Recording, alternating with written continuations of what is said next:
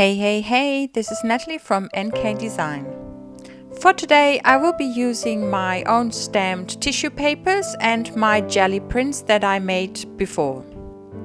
But first up I am priming my page, and this time I'm trying Dina Wakley's white gesso. With Liquitex matte medium, I'm gluing down the tissue paper that I made.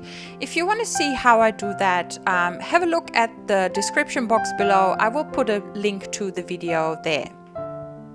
It is a warm day here today, so I need to go back in and put some more Liquitex medium in some places.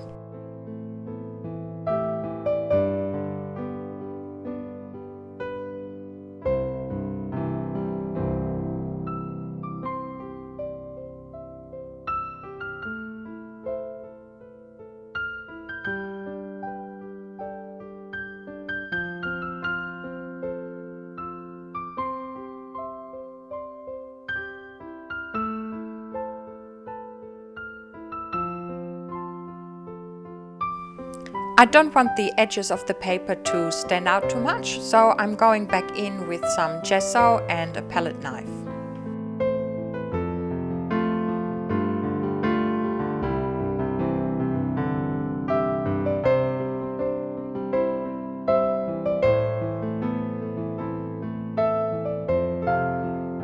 Usually I'm drawn to circles, so I've challenged myself to use squares this time.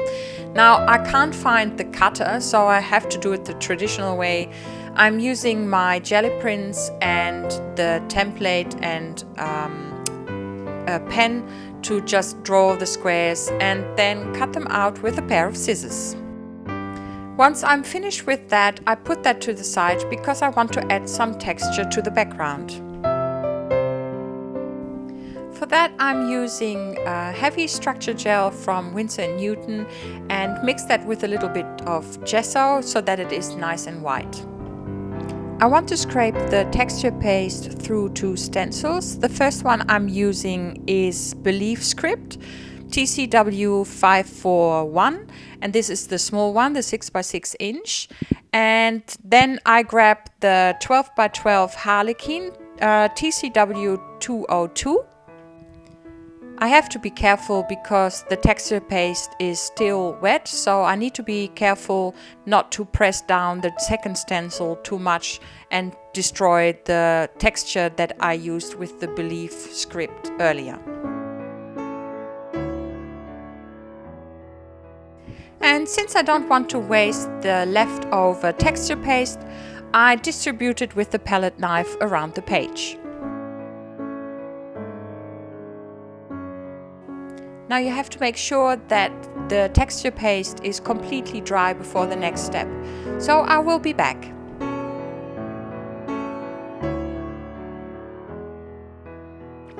I want to add a hint of black here and there. I'm using Ceramcoat black and a baby wipe. Now the texture paint and the gesso will act as a resist, so you see me adding a little bit of paint here and there and then wipe it off. I really only want a hint of black here and there, and I don't want the white to be grey. Now that I'm happy with that, I take my squares and start laying them out until I am happy with the layout.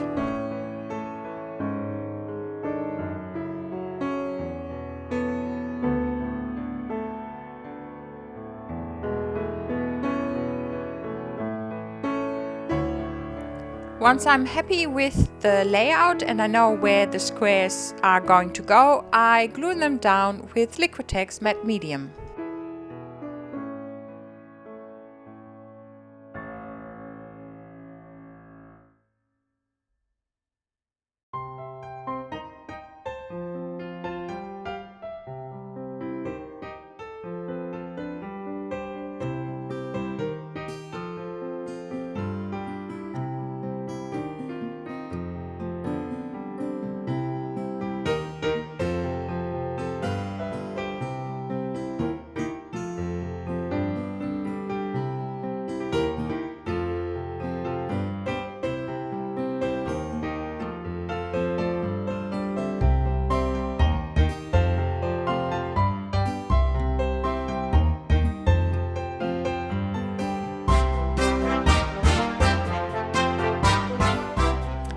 black Inktense block and a water brush, I am adding some shadows to the squares just to make them pop off the page.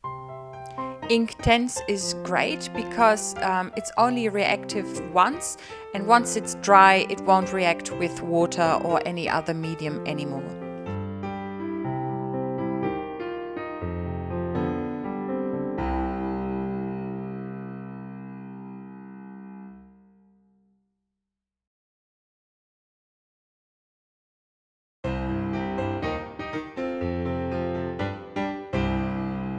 I want to add some splatters to the page, and I'm using Deli FW Pearlescent Liquid Acrylic in pink and Pigment E-Zinc in saffron. Make sure you dry in between if you don't want the colors to mix. For a darker shade of pink, I'm using Inktense block magenta and just make it wet and then use a brush to splatter it onto the page. With a brush and black Bombay ink, I write the word live. With the black pen, I now scribble around the squares. Now it happens to be that my pen is running out, so I'm using a different one in the second step. With a sponge applicator and mixed media inks in black by Donna Salazar Designs, I am creating a black edge around the page. I think it makes it really stand out and just gives it a finished look. Now adding the stamp and I'm done. I truly hope you have enjoyed watching this video. Please give it a thumbs up and subscribe to my channel if you haven't already done so.